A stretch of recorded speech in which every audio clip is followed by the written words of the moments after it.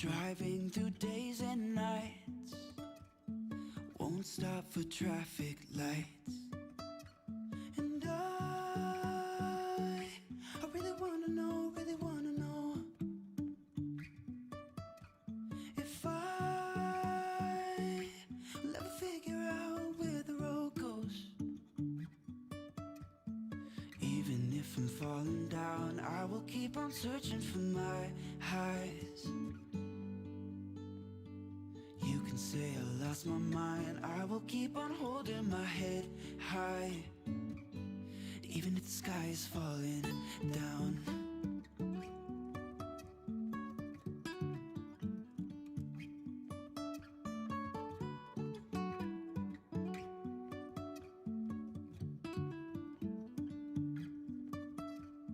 Jumping from cliffs so high, trusting our wings to fly. Sometimes we're crashing down, but we get up and start from the ground. And I really wanna know, if I will ever figure out where the road goes. Even if I'm falling down, I will keep on searching for my highs. You can say I lost my mind, I will keep on holding my head high. Even if the sky is falling down, even if the sky is falling down, yeah.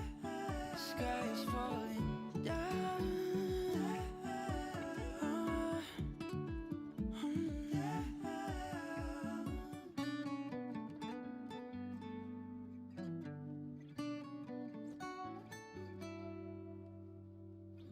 Even if the sky is falling down, even if the sky is falling down, yeah.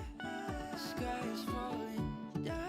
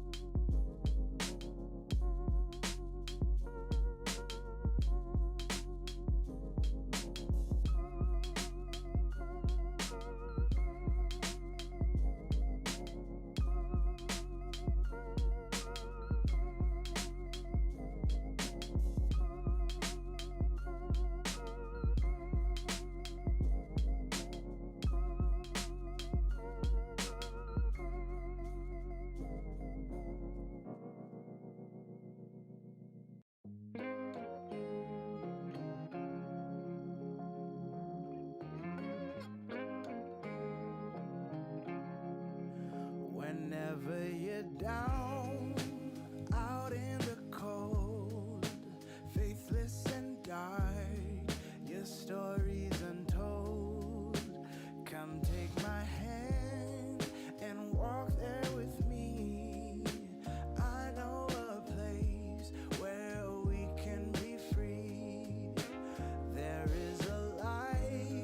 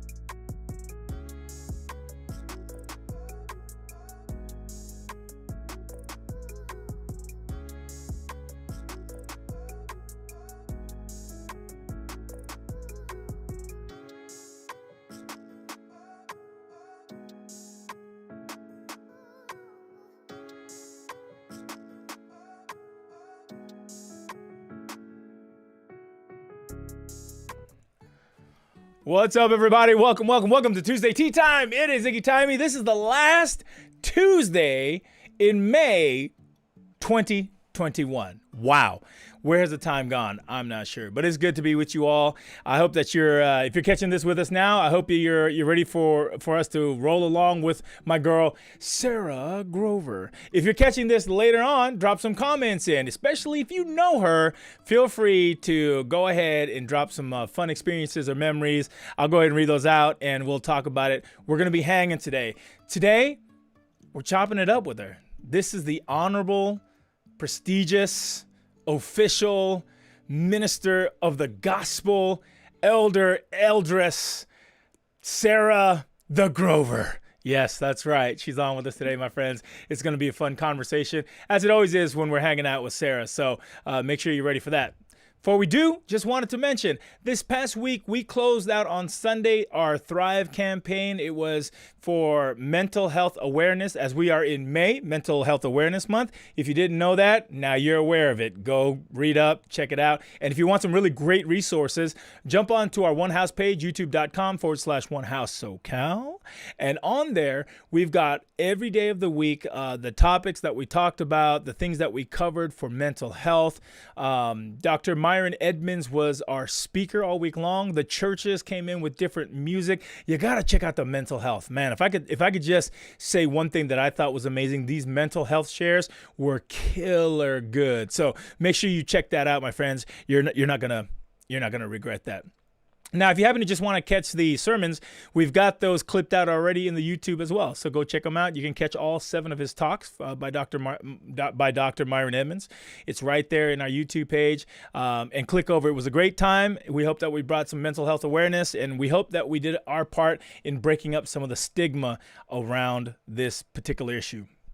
Come July, after our June month, we're going to take our summer break from Tea Time, and we're going to come back in the fall. So during the summertime, we're going to revamp, think about some things, maybe change our time, maybe change our look. So when we take that break, take it with us. But when we come back with us as well, because we're going to keep rolling forward. We're just taking a summer break to revamp and get ready for a new season of Tea Time. All right. And that's all I got for you. So let's get to Sarah.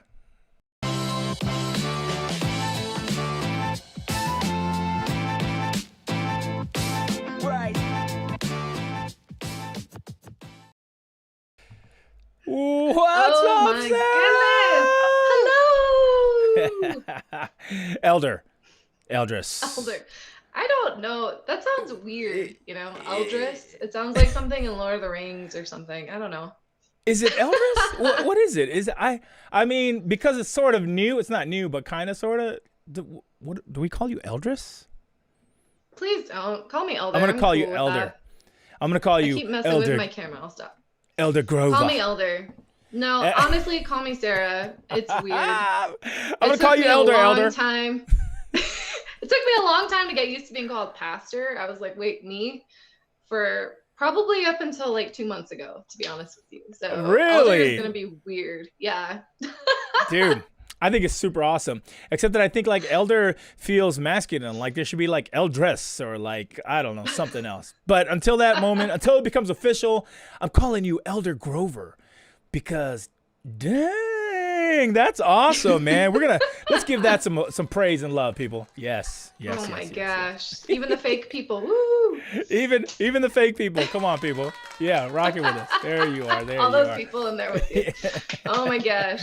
We've had a week, Icky. I'm amazed we had tea time today, to be honest with you. Dude, I was almost like, we're going on that summer break like last week. Pastor Bono and I were like talking and contemplating. He's like, dude, you should give it the summer break so we could revamp. I was like, you know what? Let's finish out June because I got a few more people I wanted to bring on and really kind of highlight. And yeah, but it's been one of those. So before we get going, Pastor Elder Sarah, Dr. Grover, what are you drinking today? Over here we have, oops, my coaster came with it. Also, have you ever seen these? These are like stoppers for mugs. Amazing. Keeps it warm longer. Whoa. Anyways, we have tea. I just went to Hawaii. It's still kind of hot, so I won't drink it yet. I just went to Hawaii and Aloha. I got my Mahalo. favorite tea from there. It's macadamian. Can you see that? I don't know if you can see that. Yeah, hold it there. Coconut, macadamia, herbal, all natural with CBD in what? No, it Sarah. doesn't. Tropical nut tea. Okay. Oh, okay, CBD. okay. I did see CBD over there, but that's not my jam. So.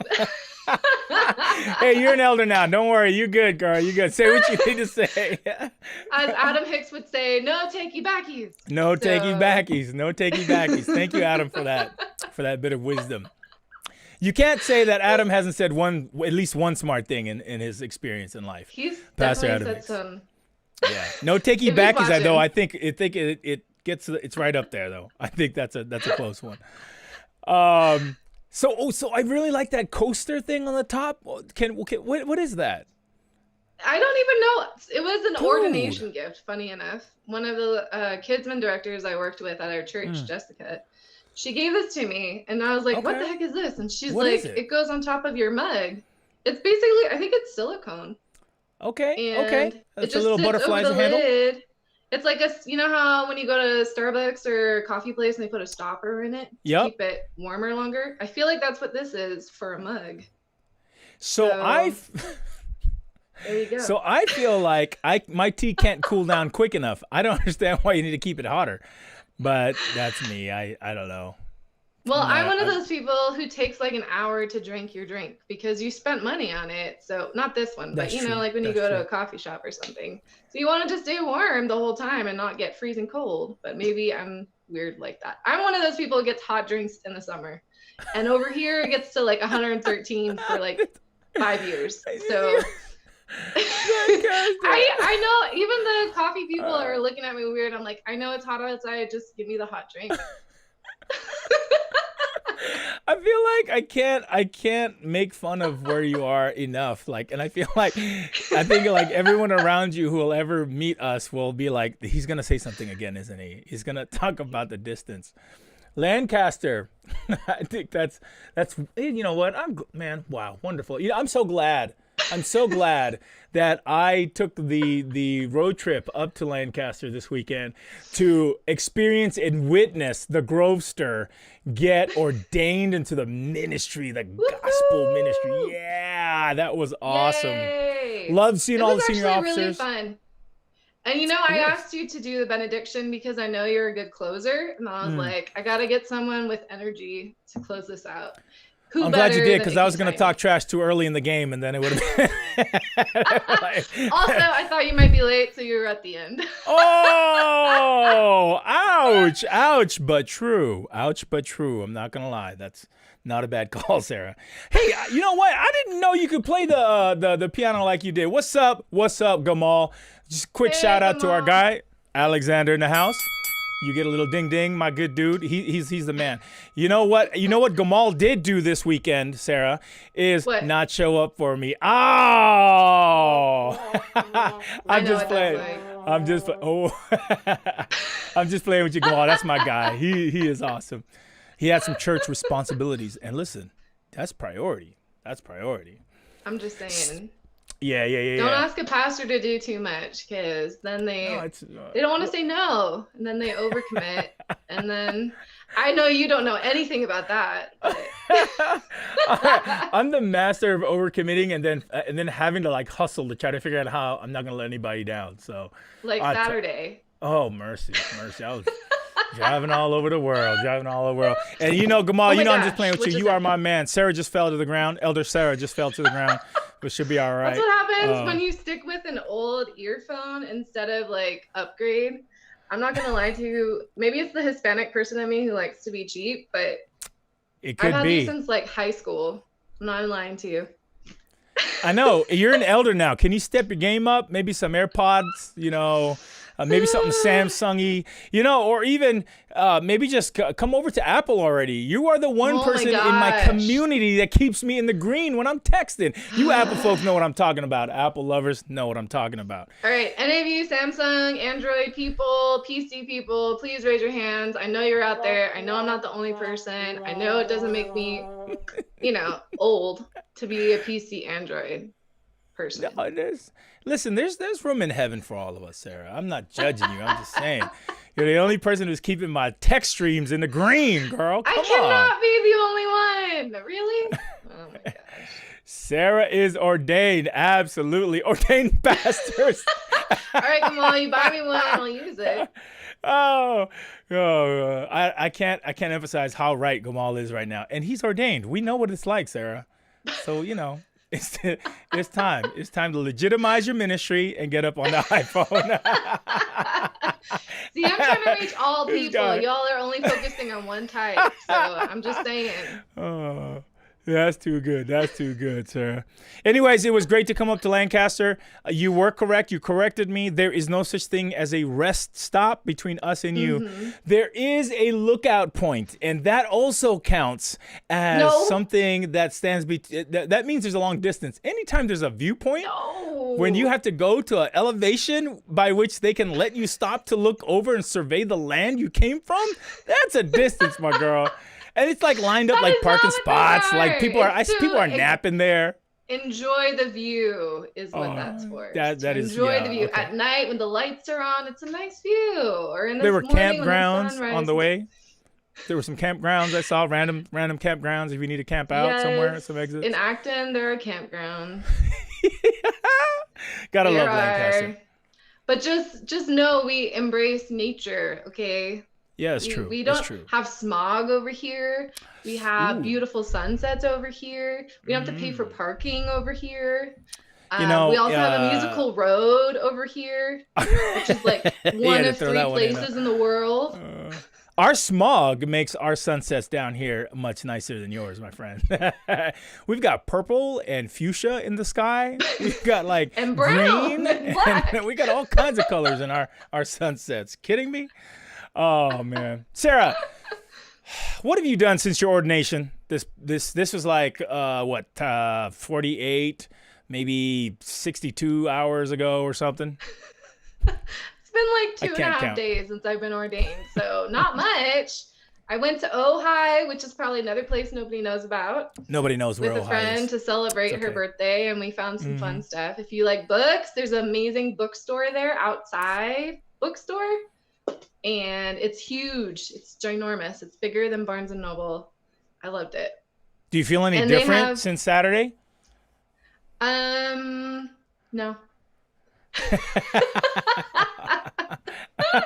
Maybe some relief. It's almost like planning a wedding, even though I don't know what that's like personally, but it's almost like, who are you inviting, making sure people come, like making sure they have the program done and all kinds of stuff, making sure everyone's I didn't know happy. You played the piano so well, Sarah. Oh, I knew thanks. you kind of played, and I knew you sang, but then you sat down and you played, and I was like, dang, okay, this your day, girl, go. Well, had the Spice Girls, had your girl band out. Not people fall asleep. That's all. It was nice. It was really nice. Really nice.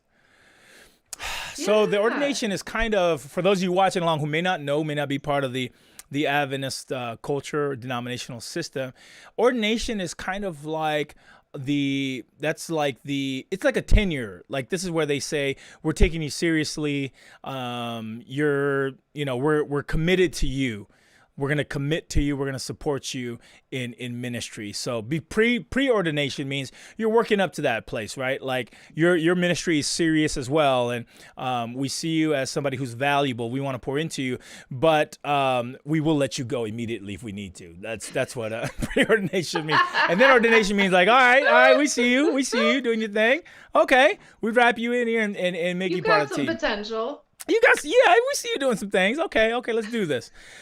So you've been ordained into the ministry, and that's a big deal because you have to finish with your, at least here in Southern California, you have to finish your graduate degree program.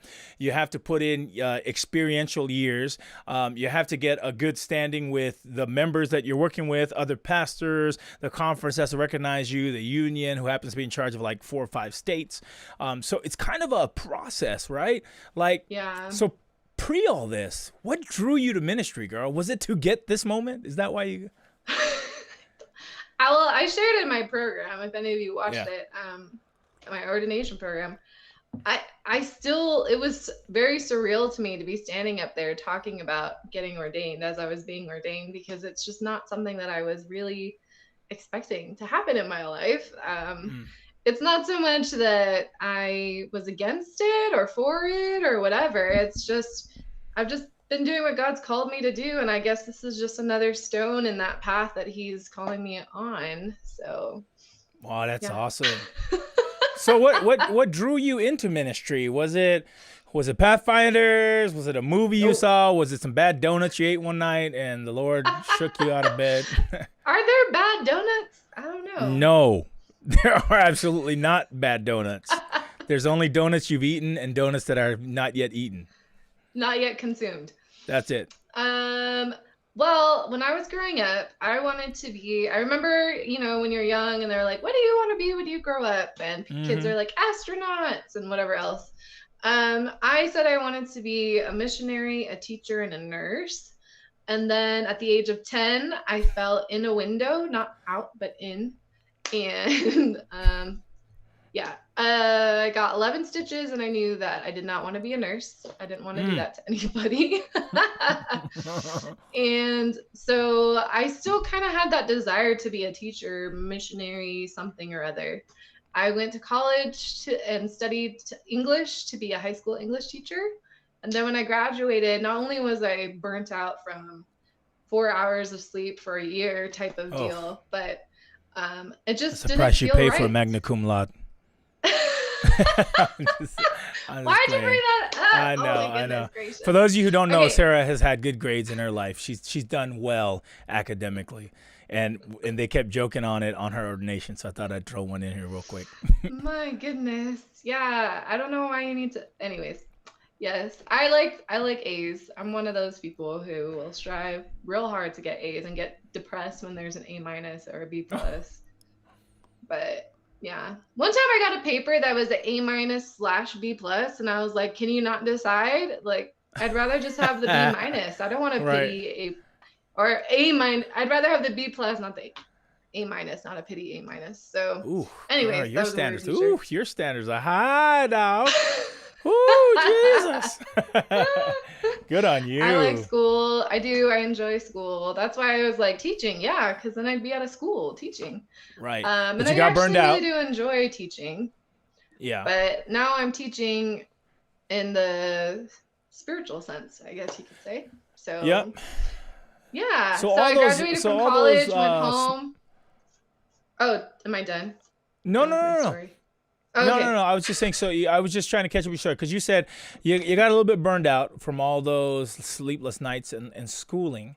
So there was a transition that happened right about there, right? Yeah. Another transition too was I had left the Adventist church when I was 16. Some stuff went down at my church, and I was kind of done. Come on, I wasn't church done with people, God. let's get I wasn't done right. with church. Yeah, I was done with the Adventist church. So I went to a bunch of other Sunday churches. I went to Baptist, I went to Vineyard, I went to all these different things. When I was in England, I went to Anglican church. When I was at Azusa, I went to a non-denominational. Have you heard of Lake Ave? Lake Avenue? Yeah. I went to that church for a while. So when I came back, I kind of felt like, where do I belong? Not just occupational wise, but church wise. Because when you grow up in a town, it's got a small town vibe. So you know all the major churches, and I went to a lot of them in high school. So I was like, I don't know where I belong right now. I don't know what church to go to. And one day we just did a plug for a ministry that I'm a part of. And at my home church that I had left and moved my ministry or my membership from.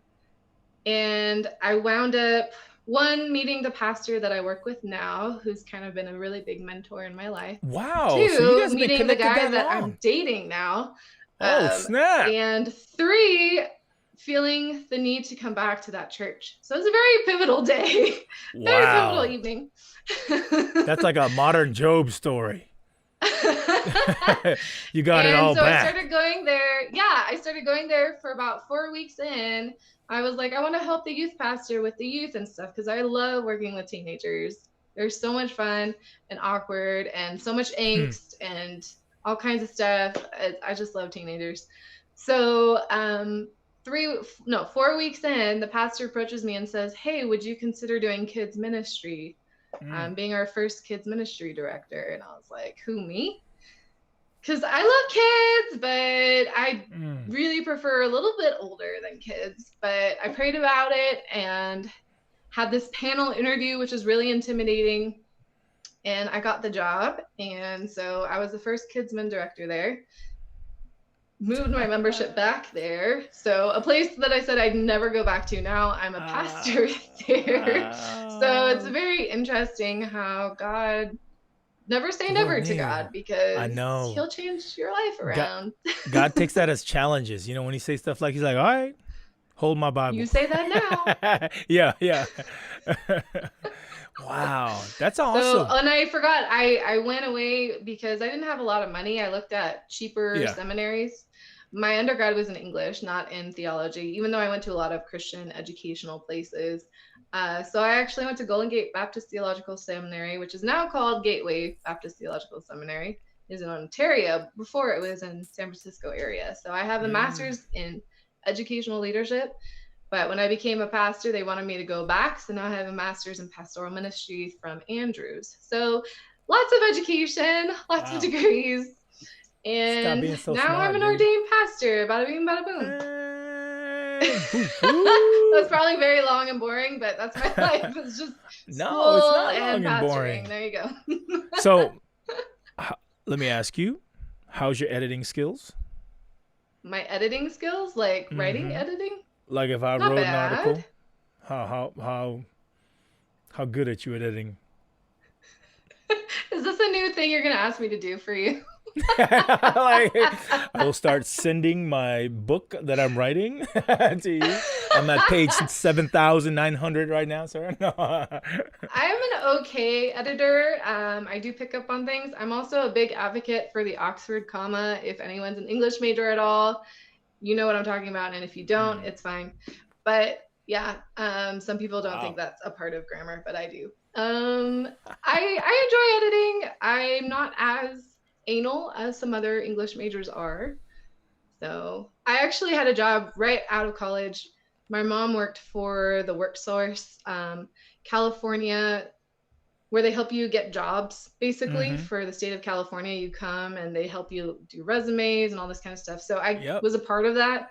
They found a temp job of editing, and this is so random. I don't know why I'm telling you this. I edited a book for a man who was a kid in Hitler's youth organization. Oh, wow. And he wanted to write his story for his kids. And it was very interesting to read his story. I don't think I edited it very well because I was only with him a few times and then he didn't call me back. He's like, this is all wrong. But I actually have his book, and I partly kind of want to write it for him and publish it for him because it is a very interesting story to read from a kid's perspective, a German kid's perspective, on what it meant growing up in that and changing your perspective and becoming an American citizen and, you know, all that stuff. It's very interesting. My pastor growing up was in the Nazi youth. No, my pastor growing up was in the Nazi youth Nazi Hitler Youth Organization, I think. Yes, yeah, he was a part of that, and you know, all the while him and his mom were hiding people. So, you know, it's really just an interesting story, and it can be. Plus, it's really important for us to understand history. If we don't, we get caught up in the recency bias, and you know, we're feeling the way we do in this moment, but that's because we didn't understand moments before. So these are all important things, Sarah. Sarah. Exactly. How and when did you ever have that moment where it was like, I'm called to ministry? Did you have one of those? Like, no, I wish I did, because everyone seems to have one. I'm kind of like, I just wound up here. Like, I took a nap yesterday and I woke up ordained. I don't know what happened in between there. I don't know. I just keep going, and doors open and I go through them, and that's how it goes. I mean, even baptism, I just remember at the age of 10, I wanted to be baptized. Like, I don't have a memory of like being on my knees in my cradle roll room, like giving my life to Jesus. I just knew at the age of 10, I was like, I know God, he's my savior. Natural. I want to be baptized. Let's do this. That's awesome. So that's kind of how I feel about how ministry went for me too. I'm like, I want to serve the Lord, and here I am, and that's just how it is. I didn't have like a lightning bolt moment. So whenever we go to pastors retreats, or whenever we have like all these conferences and they're like, think about that moment you were called, I'm like, I don't really have that. I guess I'll just talk to God right now, because I don't know. Lord, are you going to give me a call someday? Yeah. Have you ever had a moment where you've had a really strong compulsion that this was right? Like, have you ever had one of those kind of moments where you're like, this is right. This is it. Yeah. Well, I mean, at the age of 5, the fact that I wanted to be a missionary, I guess tells you that I just knew I was called to ministry in some way, shape, or form. When people started calling me pastor, I felt really weird about it. And also felt really weird to be paid to do ministry, because I've always volunteered to do ministry. I think it's important when you're a believer to be a part of some kind of church and contribute to it, because it's not just a building, you're a part of the body of Christ, and it doesn't function well if no one's participating, you know, or if one arm is like kind of like not doing the work, it's hurts the rest of the body. So and my parents both were very heavily involved in church, so I basically lived there growing up, and it was like my other home. So yeah, when I was called pastor, it was just very strange, because I don't like being the front. I don't like attention being brought to me like that. Like, it's fine when it's a birthday party or something, but when people are glorifying you, it just feels very strange, because you're just a person trying to do the Lord's work, just like you're a person trying to do the Lord's work.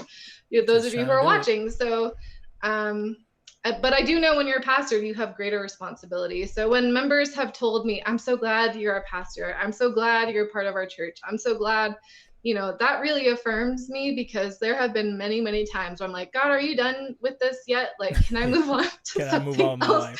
I don't know if this is still where you want me to be. And then every time that happens, somebody comes in and says something like that, or a situation comes up, and it was like I was meant to do that specific thing for that specific person or situation. So I don't know if that answers your question, but no, it does. I find that as God grows us, he never grows us in a vacuum or grows us isolated. When God is growing us, he's always doing the job as well as growing others around us.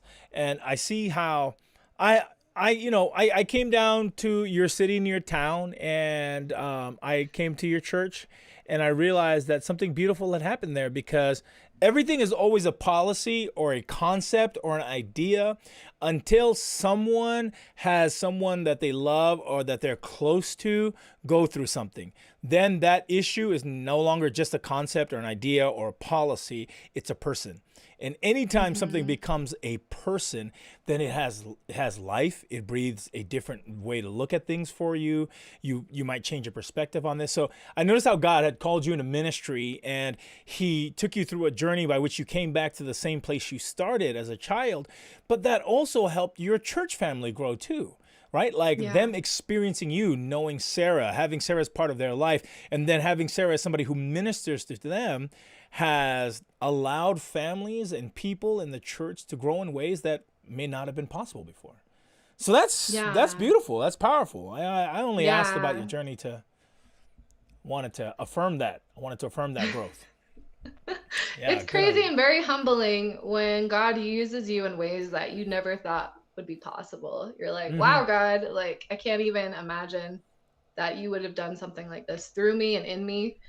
Because there was a part of me that had the mindset when I was graduating from high school, I just want to get married, have a family, have a house. Like, 32 years old, not married, don't have a house. But it's fine, you know? Like, the journey I've been on, I would never trade it for the world. So it's funny, the things when God changes what you thought you wanted or were pursuing, and then he's like, just kidding, go this way. I know. I thought the Lord was going to make me a millionaire in my early 20s, but here I am, broke, with the half afro that's not really full. This is the way of the Lord, man. I wasn't going to say anything, but Ouch, ouch, Lancaster. Calm down, Elder. Just because you're an elder Oh now. my god. Well, I've been this close to cutting my hair that short just to see, because Really? my hair, right now it looks like it's not curly, but it gets very curly when I cut it shorter and shorter and shorter. So Your didn't know if I your could your pull it graphic I off. used it was like super long. yeah, Wow. I just didn't know You if I should could do pull a fro off. I don't know. Just shave it, girl. Just take it down. Just. Good. I would support you. You're an elder. They can't fire you. You're ordained by into the ministry of the gospel of the Lord Jesus Christ. So praise ye, praise ye. Or I could Okay. just turn my hair blue or something. Anyways, keep going. Let's play Two Truths and a Lie. You ready? 2 truths and a lie. Okay. 2 truths and a lie.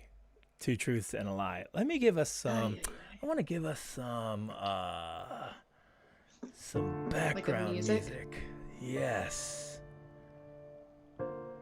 That feels very oh, Contemplative. look, here's another elder coming on to congratulate you. Hey, Elder good to Dorsey, see you. the second. Pastor Dorsey. Good to be Elder Dorsey. Good to be with you. My man has congratulated you. You are in the crew now, Sarah. I know. I feel it too. I feel validated. So let's do this. 2 truths and a lie. You ready? Oh my gosh. This I don't like music's to too lie. sad. Okay, 2 truths and a lie. Didn't you say it was like ministry version or something? Yeah. Or just So in it's gonna be life? the ministry version. It's gonna be the ministry version. You need to give me 2 truths and a lie, and I'll try to figure out which one is the lie. And then I'll do the same for you. You start. You go first. Me go first? Oh yeah. Oh, mercy, mercy, mercy. Well, I've already told you some of my stories, so now I can't lie about it. All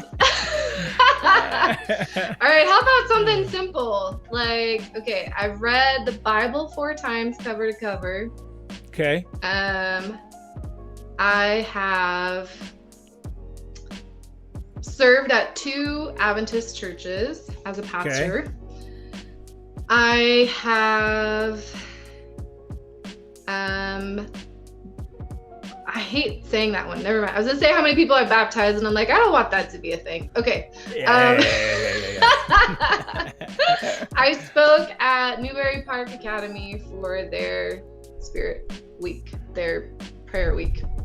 Okay. Let me use some deduction here. So the first one you said was, I can't remember. I read the Bible 4 times cover to You read cover. the Bible 4 times. You gave a number, a very specific number, which means you want me to believe that you've read it 4 times, but you could have read it 5 or 3 times. But 4 is such a specific number, so that might be the lie. You've pastored at 2 different churches, but you've told me the story that this is your home church.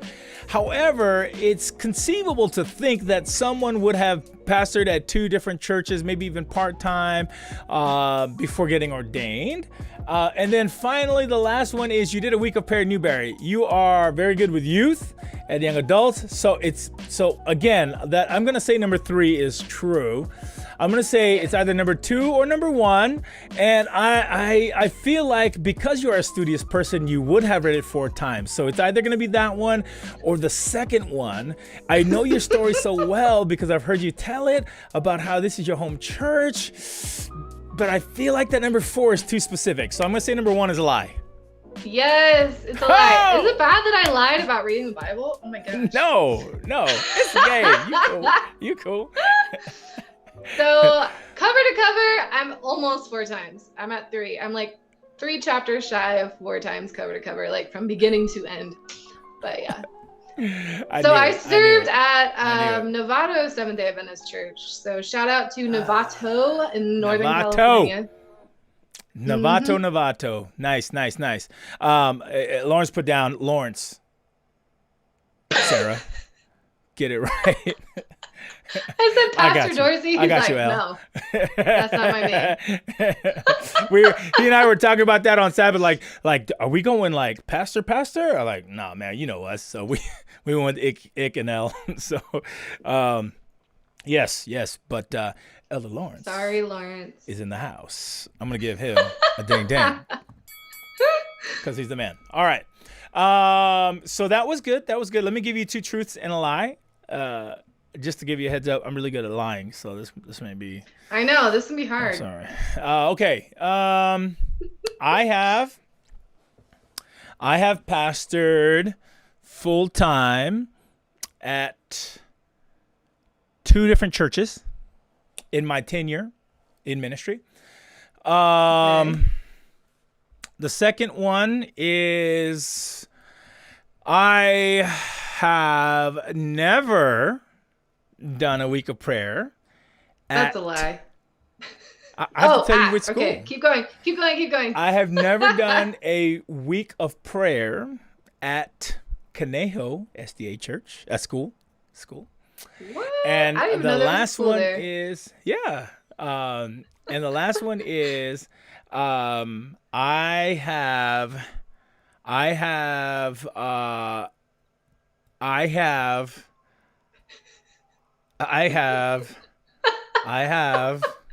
it's so hard.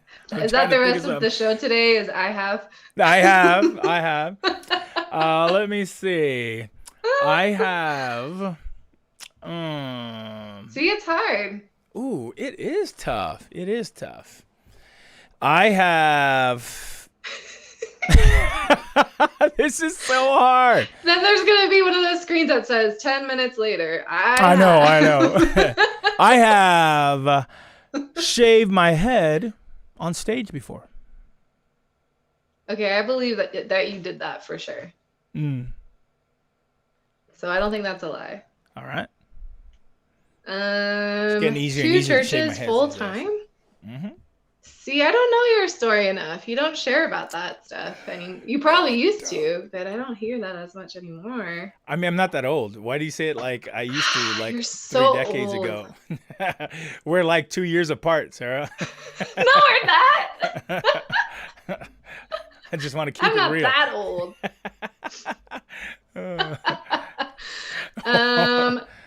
And what was the second one? At Conejo? I didn't even know there was a school there. Oh yeah, there's good school, thriving school. You've done so many weeks of prayer though. I bet you don't even keep count anymore.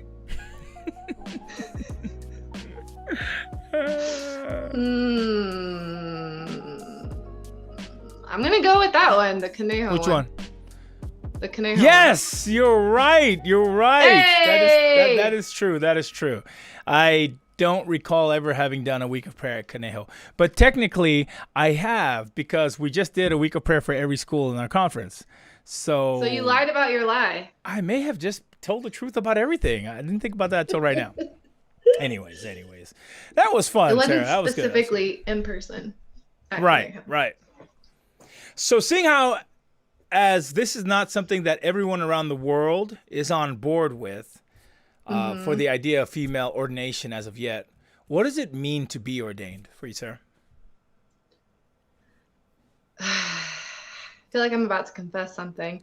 I honestly didn't want to be ordained because there's the peacemaker in me doesn't want to stir up strife. You are a peacemaker. That's a good the the empathetic person in me doesn't want to be ordained when my fellow co-workers can't be ordained in other states or even in other countries. So I didn't think that was fair. And the other part, and this sounds so bad, sometimes I feel like ordaining people is a man-made thing. And it becomes more about power than about calling, even though it's all about it, when we say it at the ordination. Because the Bible doesn't ever say that word ordain. It talks about laying on of hands and like empowering people. But I don't know, it starts to feel more like it's a political thing rather than a spiritual thing. And that just frustrates me. So I was really torn, to be honest with you, about getting ordained. And but why I really wanted to do it was to show young ladies who feel like God is calling them that it's possible, that it's not taboo. Like I want to get to a point where we don't even have to talk about women's ordination. It's just ordination, like, I don't want to have to be told that I'm a female pastor. I just want to be called a pastor, or, Right. I'm qualified because I'm a good pastor, because I'm a biblical pastor, because I'm a, they'll talk of me like I'm a musical pastor or a funny pastor. I don't want to be called a woman pastor anymore. Like, I know I'm a woman. It's very obvious. That's what I am. So it's so frustrating when well, people we worked always together like qualify 6 that. years or something. Well, people always qualify that she's our female pastor, and I'm like, clearly, yes. So it's just very funny to me when that's all people focus on about, at least me sometimes. I've never been more aware of my gender until I had this job, or my age.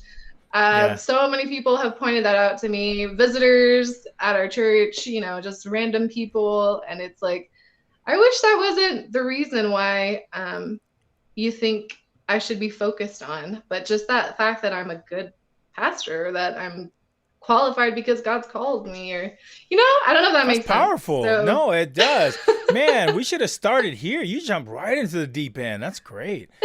There seems like to be a real dichotomy in your decision and moving forward in this, and for good reason, right? There's the rebel in you, there's the peacemaker in you, there's the advocate in you. All of these make a lot of sense as you're talking about. This is things that you wrestle with. That's fantastic. And I wonder if some of my colleagues have ever had to wrestle with something like that, Yeah. So it's very interesting. I am connected with a lot of pastors, female pastors across the States and even in Canada. And then on Facebook, we have our own group that's across the world. So it's just very sad sometimes to hear some of their stories. I feel very honored to be a part of a conference that would even, like when I asked our boss about getting ordained, he's like, well, that's what women do here. We are ordaining men and women here, and that's end of story kind of thing. And I was like, okay, like they're just so adamant about it. So I'm very happy to be a part of something like that. So I'm thankful for his courage to take that on. I know it's not an easy task, especially when it seems like it's a split from the world church decisions, and not all pastors are monolithic on this issue here in our conference. And yet our senior officers see the value in female ministers and the role of an ordained pastor for women as priority. And I think that's great. Yeah, I'm very, very honored and very humbled, to be honest with you. For sure. So, for sure. It's awesome. It's really powerful to be a part of that. And at my ordination, it was such a blessing too, just calling out Jillian Lutz and Jan White. They were the ones that put their hands on me when I was ordained, which was such a blessing to have that camaraderie with. There's only, I think, 6 of us now in this conference. So. Yeah, 1, 2, 3, 4 ordained pastors, at least that I know, female pastors. Yes. And then there's 2 others in the actual field right now, right? Who are still preordained but are moving towards ordination. Yeah, that's powerful. I didn't know we could lay our hands on you. I didn't know protocol, so I was standing in the back like, oh dang, I would, but it was more appropriate anyways for the ladies because that was you guys' journey, and it's a struggle, a sisterhood of struggle and growth. So I thought that was appropriate. Otherwise, had I known, girl, I'd have dove in there and threw my hand up in there and been like, Jan straight cut Jan me and I off. had just vacation, so I was like, it's fine. And Jillian's like, I'm fully vaccinated. And I was like, it's fine. Like, put your hands on me. I don't care. Like, this is special, and I appreciate it. That's awesome. Yeah. Hey, if you guys are joining us today, I am with Elder Sarah Grover, Elder Eldress, Pastor, official, minister of the gospel, Sarah the Grover. And we're talking about her experience as a minister, her journey, her story to ordination and beyond. So, Sarah, we're going to stop here and do a 3, 2, 1 section for all of you who will be catching this. I asked Sarah for 3 areas by which she can give us tips on how you can grow practically in certain areas. And the first one is, Sarah, can you tell us, someone who has graduated with a magna cum laude, and cum laude as well, and all the other lattes, chai latte, and You're whatnot. close. You're close to saying that right. I was magna cum laude. But it wouldn't have worked with my latte joke. So, can you give It's us all 3 good. tips? I didn't say edit me now. I didn't say that. Right? Give us 3 tips on how to be a lifetime student, a student of life. What are 3 things somebody can do? I've taken that test where one of my top strengths is learner. I think it's so important to be a learner. So we need to continue to learn. So I'm going to tell you something that a lot of people don't like to do is read. Read. Read. I still don't think Audible counts as reading, but listen, if that helps. You gotta turn those pages, no man. judgment, You gotta no underline judgment. stuff. You can't just You gotta listen to smell it. the book. But I'm not an auditory learner, so I honestly start to fall asleep if it's just talking. I have to draw or knit or do something to stay awake when it's auditory learning. So I don't count Audible books for myself. Another thing too is to expand your worldview, which means go somewhere. Ooh. Go do things, participate, get out of your comfort zone. 3 years ago, I started a New Year's resolution to go to 50 new places, do 50 new things every year. And y'all, I have discovered places didn't know existed just around the corner from here. Like I've tried different types of food. I've met different types of people. I've seen different types of cultures. Even just locally, we're so blessed here in Southern California. We could be exposed to so many different types of cultures very quickly here. Totally. So I say go on an adventure. And if anybody's been read. following Sarah, you'll know she loves to go places and take pictures. Sarah, do you have an Instagram that people can check into to follow you? I am the Grovester11, I believe, on Instagram. There's maybe 10 on other your... Grovesters? I don't think so. I just like that number 11. That's like my number. Okay. I don't know why. I just like it. I think it's set on private, but if you friend me within the next week, I will accept you. All right. There's your open window right there. There it is. It should be the Grovester11 though on Instagram. Or on Facebook. You can follow me on Facebook because I pretty much share those pictures to my Facebook page as well. So if you're an old person and still has Facebook, you're welcome to follow me. Hey, there's an E in there. Grovester. There's an E in there? Yeah, right. Yeah, Thanks, yeah. editor. It's okay. I forgive you. I don't mean to edit you again. Stop editing me. There it is. That should be. Well, and it should be the Grovester. Okay, I'm done. Oh, come on. And then being a student, I think is also to listen. And this is something that I actually struggle with, is to be an active listener. Learn from people's stories, learn from people around you, younger, older. Just be open to their wisdom and the things that they have to say. I think can really help you be a lifetime student. So yeah, read, adventure, listen. Wow, that's good. Read, adventure, and listen. Love it. Why are you laughing, Sarah? This is not the moment to laugh. I edited you twice. I'm trying to take your points very seriously here. Read, edit. No, edit. Don't read it. Read, travel, and listen. Come on, people. All right. Sarah, give us 2 tips on how to advocate for youth better, for young people better.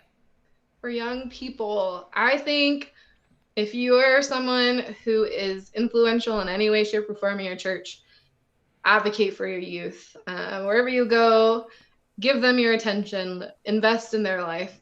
I think something that's really important that we need to do more of in our churches, no matter what job there is, there should be a youth learning that job. So if you're a deacon, if you're an elder, if you're a teacher, if you're a welcomer, if you're a maintenance guy, like every aspect of the church, there should be a youth and part of that. Empower them, give them those skills and let them go, like let them flourish and be there when they mess up, but let them mess up so they can learn from messing up. True. Have them be a part of your board. You should not have people who are 40 and older only in your board. You should have young adults, you should have collegiates, you should have youth on your board. It has to happen.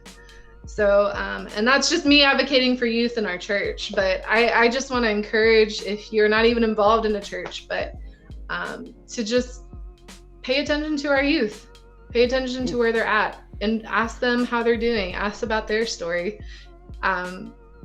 Sometimes I feel like, especially with Gen Z, we're really disconnected, especially with COVID. We're extremely disconnected. Yeah, absolutely. So just turning off a screen, looking around and seeing a youth saying, hey, what are you up to? What can I learn from you? Like, you see them skateboarding, ask them to teach you how to skateboard.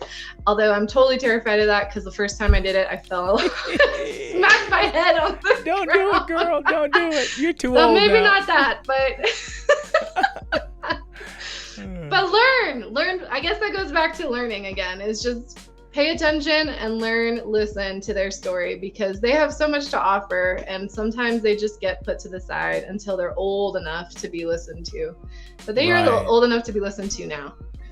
Right. All right, and finally, give us one tip on how to travel better. So This may come from an experience of mistakes. So recently I went to Hawaii, right? Do not book your ticket when you're tired, okay? And pay attention to time zones. I've always prided myself in being really good. Pride comes before a fall, my friend. Like, I thought when I was coming back, we were gonna leave at 10 p.m. and get back here at midnight because I'm used to going to the East Coast. So my boyfriend paid attention to that when he asked me when I was coming back, and he said, no, that doesn't sound right. So I looked at my ticket and it said noon the next day. So I would have been on a flight for like 12 hours instead of 5. So all I want to say to you is do not book tickets when you're tired. Pay attention to the time zones and be humble when you think you're good at something. That's just a life lesson in general. That goes back up to the life learner lesson right there. Oh, man. Yeah, especially the way we book today, too, because a lot of times we're booking on sites that are moving times around. They're finding you the best, cheapest tickets, premium seats. So it's easy for you to just, and the thing is, a lot of these tickets are not refundable, really. So it's like hard for you to.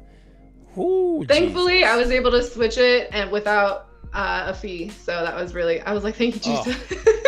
So Can't believe I did that. So good. You lucky ducky. See, I would have to change like 4 tickets because it's always me, and the clan. So it's like so much work. And I feel you because I'm always like, oh, did I do it right? Double check, triple check. Always. Yeah. Okay. Good, girl.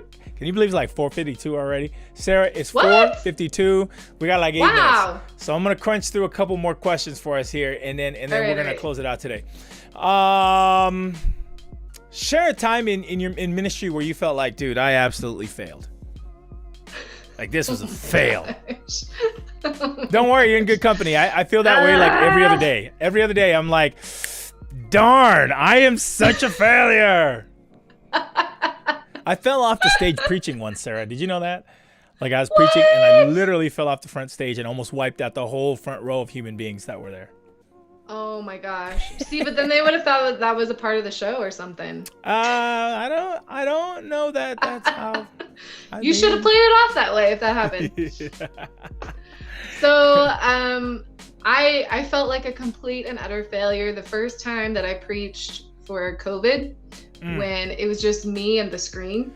Oh, man. And nobody in the pews.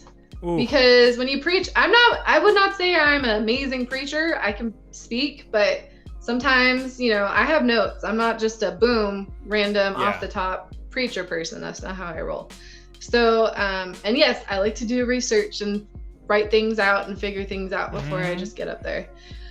So I had all that done, but it was just very awkward because when you preach, you kind of play off the people you see in front of you. Yeah. So if everyone's falling asleep, you're going to fall asleep. Yeah. Or, like if everyone's nodding their head or they're talking to each other or whatever, like you play off of it. Yeah. So when no one's in the pew and all you hear are sound guys in the back, like freaking out because the internet dropped us 3 times during, like, I felt like such an utter failure. So, yeah, my sermon was not only cut short because our internet dropped us, but I also probably looked like I was a deer in the headlights the entire time. Like I was just like, It was so embarrassing. I was like, I hope nobody ever watches this, but it's online, so everyone could watch this at any time. And That's the worst. I'm not it's this not even bad, like you I can hide it promise. anymore. But that's it. That's been everyone's struggle, though. That's no big deal, Sarah. You all right, man? We all been, I mean, internet dropout. Scenes don't come up the right way. You're not ready. They overhear you. That's So you're in good company, girl. You're in really good company. I definitely felt terrible though after that. I was so embarrassed. Like, this is the worst I've ever spoken ever in my life. But it's okay. You learn from your failure. You got to fail sometimes to grow. So you learn, and sometimes you literally fail. So don't worry, it's all right. Yeah. What do you believe that you bring to the table that is unique to you as a female? This is gonna sound real bad. Like, I don't want to sound like a sexist person. Just saying. But you as a female, so I feel like I have You're to pick. ordained. No Honestly, I feel like I bring focus sometimes. Organization. Oh yeah, I love that about you. That's true. A lot of the guys I work with are kind of all over the place, or they're dreamers. I mean, not me, but other guys. Yep. Other guys. I wasn't gonna say your name. Right. Pastor Ed Salmons. I'm just playing. Anyone but me. Well, just sometimes I feel like we go on all these dreaming rabbit trails, which are fantastic. But then I'm just kind of like, okay, so how are we gonna do this? What's our time frame? Like, what are the steps we need to take? Can I make a chart? Like, and I wouldn't say that all women are like that, like me, or that all men are like not organized. But yeah, I feel like I bring that to the table. Yeah, and maybe just being more discerning of people. Sometimes, when you're a man, you don't quite understand how women work. And as a woman, I kind of understand how women work. So there's some things that I pick up on that sometimes men don't. Us guys fixed that a long time ago. We fixed it by mansplaining. That's what we do. If we don't know how you work, we just say what we think has going on. And usually it's not quite right. But it's okay, But no, I honestly and truly believe it would be such a beautiful day that one day there'll be a female and a male pastor at a church, because you need both. Yeah. I really believe it. Absolutely. You really need both. When you're a young girl, you might feel intimidated to talk to a male. And when you're a young boy, you probably feel intimidated to talk to a female. So, and even I've had older women confess things to me that I know they would never confess to Pastor Ed. And I think it's just because we have this female bond that just is not there when you're of the opposite. So it's true. Yeah. Very good. Do you have any concerns for our church's future? Things that you ever sit around and you're like, oh, man, I'm worried about this when it comes to our church. Sometimes it feels like we are quick to judge and slow to understand. Sometimes it feels like we care more about rules than about love. Sometimes it feels like we like to stick to the 70s graphics and approaches and even the colors from the 70s that were on covers and stuff, rather than adapting to our current life, our current world, and trying to strive for excellence in those things. I really love One House. I think we produce amazing stuff. Sometimes I feel like people need to catch up.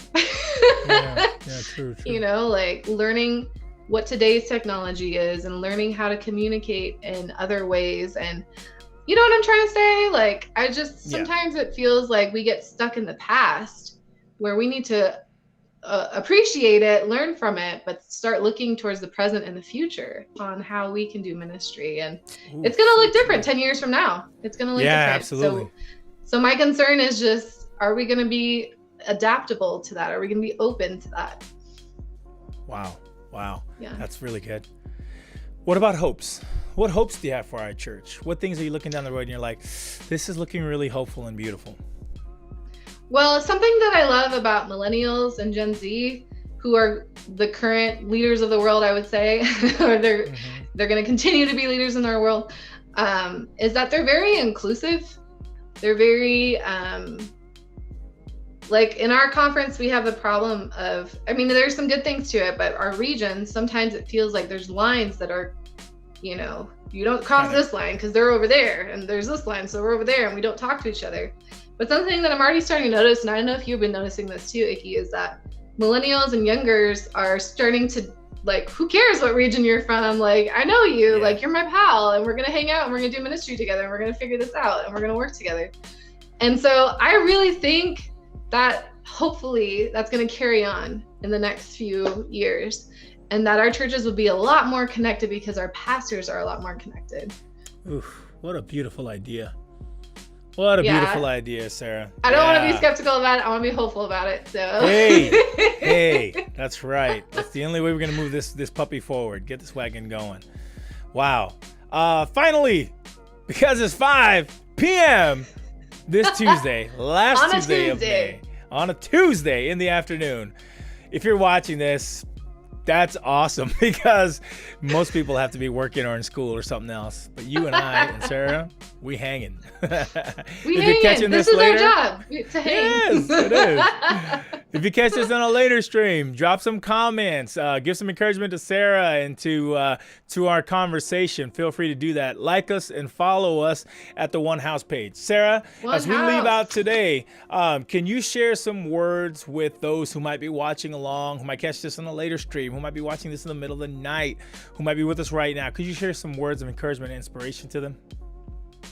Well, I shared this at my ordination, and I'm going to share it again because it's so important. And it's this verse that has been my life verse, 1 Timothy 4:12. Don't let anyone look down on you because you are young. But I want to say, even if you're not young, fill in the blank there. So don't let anyone look down on you because you are, fill in that blank. But set an example for the believer in speech, in life, in love, in faith, and in purity. Whoever you are, however old you are, however young you are, whatever you've come from or are going to, God can use you. You can be a light. And so I just want to encourage you to step out and do that, no matter what people think about you. Oh, Sarah, so good. That's why they ordained her, people. That right there. That right there. That girl. Talk about light and life, optimism. Look for it, my peoples. God is good. Don't let anybody ever talk you down about who you are, because God has plans for your life. Oh, Sarah, we're going to pick up some offering right now, girl. Woo!